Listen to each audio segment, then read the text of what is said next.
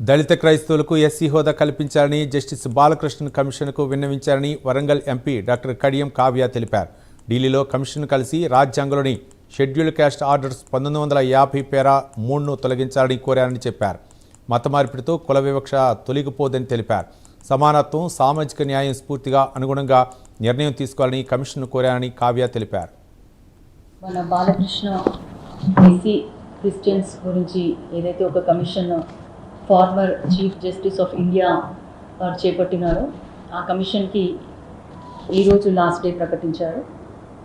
2022లో ఏదైతే ఈ commission one man కమిషన్ని పెట్టారో ఎన్నో లక్షల మంది ఎస్సీలు క్రిస్టియన్ మతంని నమ్ముకొని లేదా క్రిస్టియన్ బిలీవర్స్గా వెళ్ళిన వాళ్ళందరికీ కూడా ఎస్సీ హోదా రద్దు చేయాలన్న ఉద్దేశంతో ఏదైతే కేంద్ర బీజేపీ ప్రభుత్వం ఉందో దాన్ని అడ్డుకోవాలి అనే ఉద్దేశంతో మన కాంగ్రెస్ పార్టీ ఉంది. ఈరోజు నేను కూడా తెలంగాణ నుంచి మన బాలకృష్ణ గారిని కలవడం జరిగింది.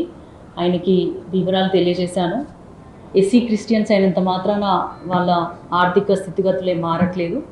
కేవలం మతాన్ని నమ్ముకున్నంత మాత్రాన క్యాస్ట్ నుంచి వచ్చే రిజర్వేషన్స్ ఇవన్నీ కూడా తీసేయాలన్న ఉద్దేశం ఏదైతే ఉందో అది కరెక్ట్ కాదు.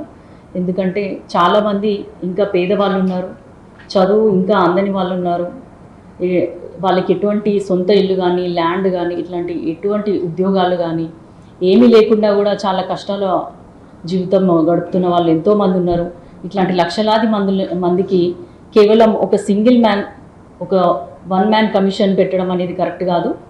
ఆ కమిషన్ ఏదైతే ఒక రిపోర్ట్ ఇస్తుందో ఆ రిపోర్టు ఆధారంగా మళ్ళీ అది పార్లమెంట్లో కానీ అది జ్యుడిషియరీ సిస్టంలో కానీ ఒక డెసిషన్కి రావడం జరుగుతుంది.